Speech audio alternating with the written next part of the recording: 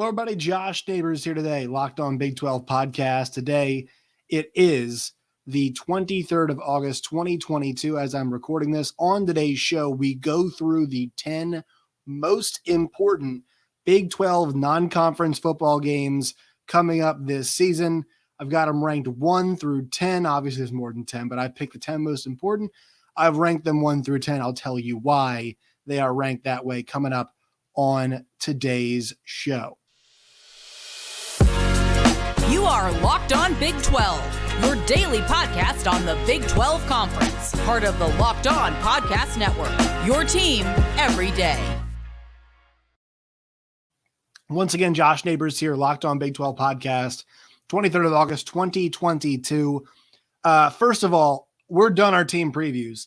14 teams that we have previewed over the course, really the last month or so, from BYU to UCF, to Houston, to doing it all off the top of my head, Cincinnati, and then the 10 current teams in the Big 12. All those previews are up right now, your podcast feed, and also they're on YouTube as well. So make sure you guys check those out. Also, if you're interested in joining us as the host of Locked On Locked On Oklahoma State, Locked On Kansas State, those podcasts are still open, as is Houston, as is Iowa State, as is West Virginia, as is UCF. So there are openings here. If you're interested, hit me up on Twitter at JoshNeighbors_. Also, you can find me at jneighbors0@gmail.com if you're interested in getting involved in that way as well. If you guys, want to host one of our shows here at Locked On, I want to be up for consideration. We've got that. All right. So today's show, I've already told you all the premise. Now that we're done, with the team previews, it's really going to be a lot more general stuff, previewing games, looking ahead, talking about big picture stuff, finishing up conference realignment. All of those things will be in consideration here for the next week and a half as we get ready for games.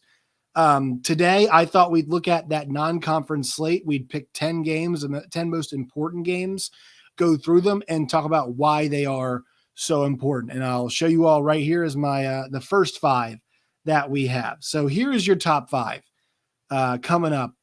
Baylor at BYU, West Virginia at Pitt, Bama at Texas, Oklahoma at Nebraska, Houston at Texas Tech. Here are the next 5. Iowa State at Iowa, Mizzou at Kansas State, Texas Tech at NC State, TCU at Colorado, and then West Virginia at Virginia Tech. So I went through the whole non-conference schedule. I picked 10 games, and really I did not pick it so where we had distribution throughout everybody. I don't think everybody's included here. Oklahoma State is not included here. Kansas is not included here, but I think for the most part, we got some pretty good representation across the board from a lot of teams. So, most of the schools are up here, and, the non-conference is obviously time to learn who we are, learn who the teams are. That's going to be a big theme here. So let's start with this top 5. Baylor at BYU is number 1 for me. The reason why I picked this game number 1 is that it's going to be the highest ranked matchup that we see between Big 12 teams, or between a Big 12 team and a non-conference opponent. And the ironic part about this is that BYU is going to become a conference opponent here. But BYU has South Florida in the first week of their season, so they should win that game. We don't know. Well, once again, former Baylor quarterback Gary Bohannon captaining the ship there. But we think BYU is pretty good. They should beat South Florida. Then they'll go home for Baylor, who is a top 25 team. And I think with that matchup, it's so intriguing because I've been pretty candid. While Baylor was picked to win the league this year, I've thought that maybe it's going to take some more time than we thought for them to become the team that we think they can be. Because the fact that, look, their identity from last year, I'm sure they want that, but Blake Shapen, when you put him at quarterback, you're basically saying, hey, look, our offense has to get better. And they want it to get better, but also has to get better because the defense, I don't think starting off at least, is going to be as good as it was last season. Maybe I'm wrong. Maybe Ron Roberts and Dave Aranda, wouldn't put it past them, but still, when you're trying to fill, the shoes of JT Woods and Jalen Petrie and Ternell Bernard, it's not just something that happens automatically. But, for all we know, Siaki Ika could dominate and the defense could look great. And, I could be completely off on that assessment. But also, on the offensive side of things too, there's still coming along that has to happen. Look, I think it's the right move. I think that you do pick the quarterback that has a higher ceiling. I think that's the right move because, if Baylor wants to get where they want to go and play with the elite teams, in the end of the day, that offense is going to have to be better. It just has to, if they want to compete with the real top dogs. We saw them win a Sugar Bowl last year. We saw them beat Oklahoma State. Yeah, but if they want to make that next step, and I mean to the top 5, right? Their defense was just as good as anybody's. We saw the way they shut down OU last season, shut down a lot of teams last season, but OU is a really good example of this. That as much talent as they had, they shut them down, right? Okay, can your offense play the part against a really good defense? And so BYU, their defense is the struggle for them, but that is the opportunity for the offense. That's why I think this game is so intriguing. Okay, it's a great test for your defense, number one, with that BYU offense. Go check out our BYU preview with Jake Hatch. We talk to him all the time. He's part of our weekly crossover. I'm talking to him later tonight. And so you think about that, like this team's going to be really good on offense. Defense is the big key for them. Can they take that step forward? So I'm asking Blake Shapen, can you take advantage of a defense that's trying to take that step forward? And they're trying to find new guys at wide receiver. They're trying to find new guys at running back. The good news for them, the offensive line is mostly intact from last year. So that's obviously a really good sign, right? Things get a lot easier if the guys up front are really strong. So, the question, would you rather have questions at skill positions and not have questions at offensive line? Or would you rather have questions at offensive line and be strong at these skill positions? A lot of coaches would tell you they'd take the latter, right? Or the former. They'd rather have questions at the skill positions, but know that up front things are good so you can kind of grow into your offense. That's going to be a fantastic environment, that second game of the season. It's a 10-15 game on ESPN. And also, it really does fit the narrative, a lot of stuff that we've been talking about on the show about late night starts, about Big 12 after dark. This could be a sign of things to come. BYU has that potential of offering that package. And if the Big 12 could add more teams in that direction, chance to add more of those games late. And I promise you, a lot of people are going to be interested in Baylor BYU. It's going to be must-see TV on a late Saturday night. So that's what number one is right there. Number 2, West Virginia at Pitt. Look, I'm not going to go long-winded on this one. This one's simple.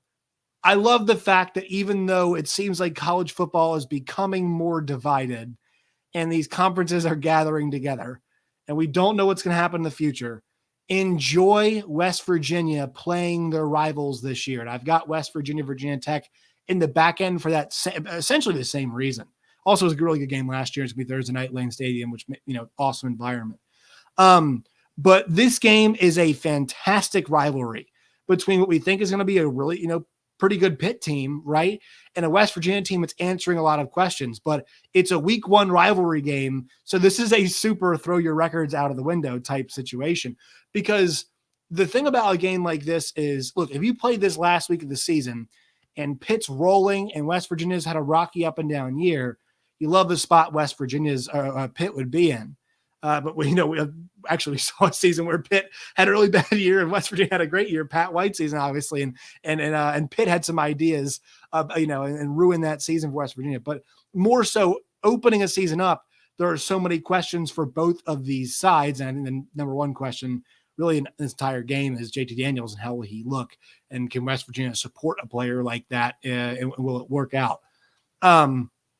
So, it feels like more of a crapshoot than we thought, because obviously Pitt is transitioning from this transcendent talents, I should say, with quarterback Kenny Pickett and also wide receiver Jordan Addison. Now, they do still have good skill players left over, and we'll see what Keaton Slovis is for them at quarterback, and that defensive line for Pitt. Ooh, yikes, it's going to be a good one. So can West Virginia hold that off? But also, on the other direction, okay, you're bringing in a new quarterback for West Virginia. And, this is a lot of pressure on Neil Brown this season. So in that spot with all the unknowns, I think it's a more competitive game than maybe it would be at the end, because I think Pitt's got ultimately a higher upside than West Virginia does. So I love that spot, but mostly this is here because the rivalry aspect of it, and because we're not sure if rivalries will be around down the line.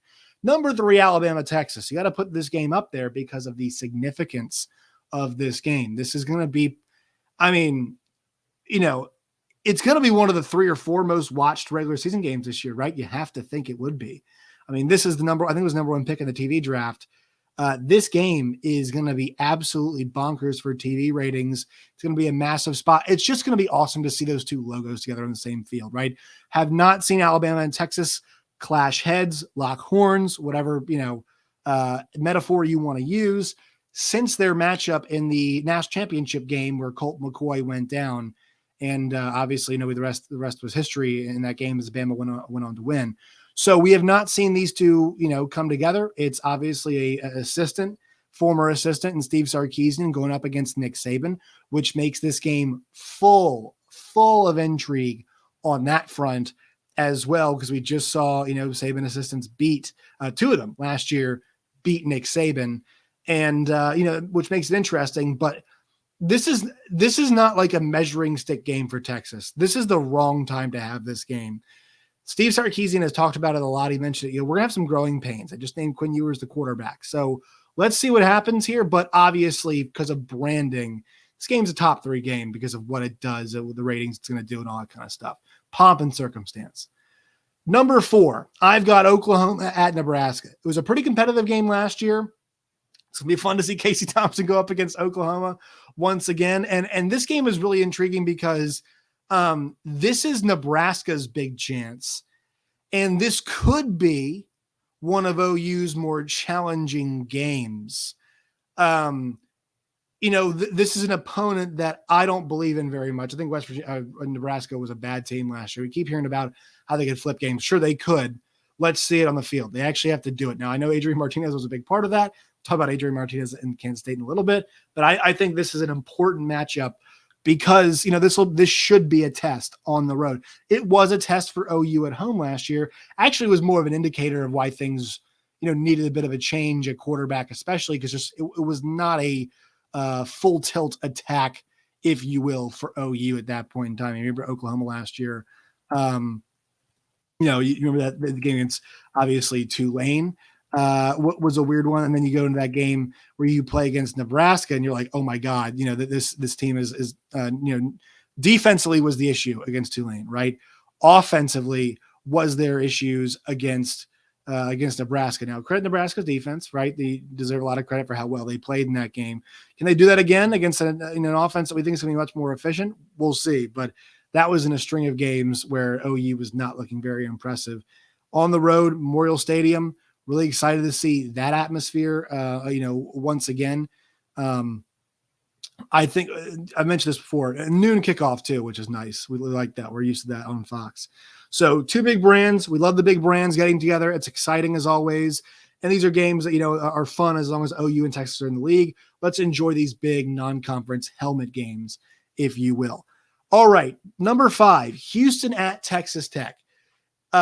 We just previewed Texas Tech with Chris Level.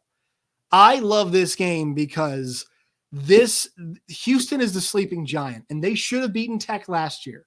And they're going to go on the road to Lubbock this year as a ranked team. And I think Texas Tech in this game has a chance to pull off that upset, but Houston wants to go in. Houston thinks they owe them one. Houston's a really good football team this year. And I've heard this from multiple people. It's not just me. This is a program that is located in a place that is going to a bigger conference that has got the chance to grow, and it could start this season. Guys, I think Dana Holgorsen and company, guys and girls, I think Dana Holgorsen and company are eyeing a Cincinnati-esque run this year to put their foot in the ground and say, look, it's great Cincinnati's coming along. It's cool to see BYU and UCF. And all of these schools have had their runs at separate times. But Houston has the opportunity to make their run at a unique time in the last season in the AAC, right? They have a chance to be the hottest G5 team entering a Power 5 conference. And oh yeah, they're in the hotbed of high school football Oh yeah, they're in maybe the hottest of hotbeds. They're in I mean, go look at every roster in the SEC, most of them at least.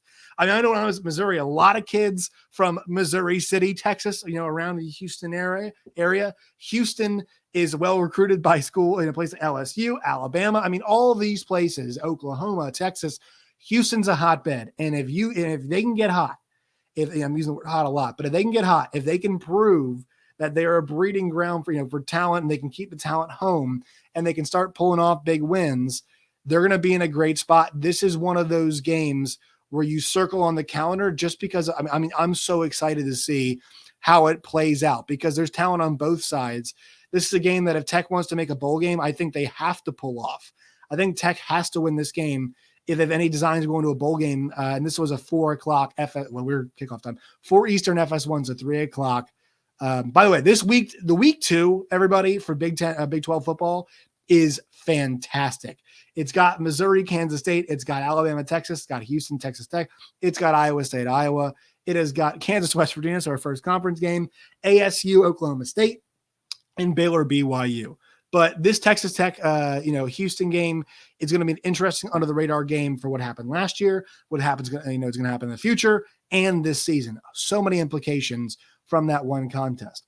All right, quick word from our sponsors, then we'll hit the back end of these games. Today's show is brought to you by the folks at NHTSA. They remind you to drive sober or get pulled over. All right, let's get to the back part of my top 10 non-conference games in the Big 12. 6 is Iowa State, Iowa. 7 is Mizzou, Kansas State. 8 is Texas Tech, NC State. 9 is TCU, Colorado. 10 is West Virginia and Virginia Tech. Iowa State, Iowa at number 6. I've said this a bunch. It feels like if there were any year for Matt Campbell and company to pull off this win, it's right now, is this game. This one's a 4 o'clock Eastern, 3 Central on the Big Ten Network. It feels like there is a lot of discounting Iowa State, and deservedly so, right? You lost so much off of last year's team. You do maintain a Will McDonald. You do maintain a Xavier Hutchinson. You do retain an Orion Vance. But you have got so much you have to replace. And with that come the questions. Now, with the way Iowa plays, Iowa could keep you in the game. If Iowa State can take care of the football, they can win this football game. They can pull off that upset. They take care of the football and they don't, allow big explosive plays, which you can do against Iowa. They should be able to stay in this game and pull off an upset. I love this rivalry. I love the fact that it's the hump that Matt Campbell can't get over. And I pinpointed this game as if there were ever a year where we're writing Matt Campbell and Iowa State off, except for the one person who voted them first place in the Big 12, the one media member. If there was ever a year for them to pull off the upset, to pull off the unthinkable, to pull off the unlikely, I guess you should say, it'd be this season. So that's why I have that game listed at number 6. Mizzou at Kansas State. Yes, you might say, Josh, you're just picking your Missouri Tigers. No, I'm doing this because that is the first legit test that everybody's dark horse, quote unquote, is going to get. Kansas State has been the dark horse. They're not a dark horse. Once again, 6 players on the conference team, first team all conference. They've got 3 non-con games at home. South Dakota, Missouri, Tulane. They've got an excellent chance to go 3-0. I think they're a better football team than Missouri. Missouri's got some talent. They've got guys, one of the number 3 player in the entire country in terms of recruiting. Luther Burden at wide receiver is going to be a dynamic player for them. They've got Brady Cook, who I actually think is a pretty decent quarterback. They've got some experience in secondary, especially. Ennis Rakestraw is a really good player for them in the secondary this season. So Missouri's got a few interesting pieces, but I think Kansas State at home is the better team. And this is a Missouri run defense that was really bad last year. Can you take advantage? Can you exploit that? And also, once again, this is the first test. They've got an awesome opportunity, the Kansas State Wildcats do, of entering their week 4 matchup on the road in Norman, September 24th, undefeated 3-0. If that's the case, they'll be ranked. That's the case. That's the game where we kind of point to and say that could be the biggest game, one of the 3 or 4 biggest games of the Big 12 season because of what we think Kansas State can be. right? It could be a game where if they lose, it could be relevant. It's a game they win, it propels them. It could be a game for Oklahoma that it sets them off on, on a path where they can't make the playoff or win double-digit games or whatever it is. If we think K-State's competing for a Big 12 championship and we feel like we know Oklahoma will be, that's a massive game. But the first step in getting there and kind of feeling like Kansas State belongs is a win against a school like Missouri. You get them at home in week number 2. That to me is a big reason why I've got this game so high. It's a show us game, show me game against a team from the show me state early on in the year. Texas Tech at NC State. So I've got this game listed again because Tech needs to split the two I've mentioned so far. They need to split the Houston game. They need to split the Houston NC State games if they have any designs of making a Big 12 championship game. Excuse me, just making a bowl game, not a Big 12 championship game. But this game is really fun. It's really intriguing because you get to see, a team, led by a quarterback in Leary that's going to be, really good this year, NC State. It's the most talented roster up and down that Dave Doran has had at NC State. This is the group that could knock off Clemson if there are some QB issues. And the thing is, an early season game like this is one where I want to see how on the road against a really good team can they catch them sleeping? How will they look? I think this is a really intriguing game for multiple reasons. Also, if Tech can pull off that win against Houston, which is not super unlikely, it's not super unlikely. I'm really excited to see the line on that game once we get game time. I don't like looking at the preseason lines, but once we see that line, once we get to that week, if they're able to beat Houston, they'll be 2-0 heading on the road and they'll have a lot of confidence after that game, especially if Tyler Shuck looks good. They might feel like they've got the better guy at quarterback in Tyler Shuck than Leary. So I think that's what makes this game really intriguing is if Texas Tech wins against Houston, they'll be feeling confident. If they lose, there'll be probably some desperation there and trying to make sure it's not a back-breaking effect, back-to-back losses. All right. Number 8, I had Texas Tech versus NC State. Number 9, TCU in Colorado. So we thought this should be like a relatively easy game for TCU most of the season. I want to see what they look like the first week because we heard we might see all 3 quarterbacks, and I'm not sure it's very good. And in the game, they might win it. They might not look very good, or they might not win the game itself because they're trying to experiment with too many guys. The SMU game is down the line, but first they have to deal with Colorado. I want to see if they can find a guy at quarterback against Colorado. I don't want 1. I don't want 2. I don't want 3 quarterbacks. I want 1 quarterback. I want to see if TCU can find their guy, find the rhythm, find their identity against a Colorado team on the road in week 1. Finally, I've got West Virginia and Virginia Tech. Once again, these rivalries, enjoy them if they're out of conference while we can. We're not sure what the future is going to hold. So it's nice to see these teams get these games in. Also, what a game it was last year. I was there in Morgantown. I will be there this year in Blacksburg for this contest. I am so fired up. We had a noon game last year in Morgantown. It was nice to see it back, but a Thursday night games between these teams have been fantastic. Obviously, the most iconic of which was the Mike Vick run. He put Shane Graham in field goal range to beat West Virginia on the road in Morgantown. These games are iconic, and Tech is going to be okay this year. West Virginia, we'll see where they are, but this could be a huge game for Neil Brown and the Mountaineers, depending on what happens for them against Pitt. This could be one of those where you think, man, this could shape how their season goes.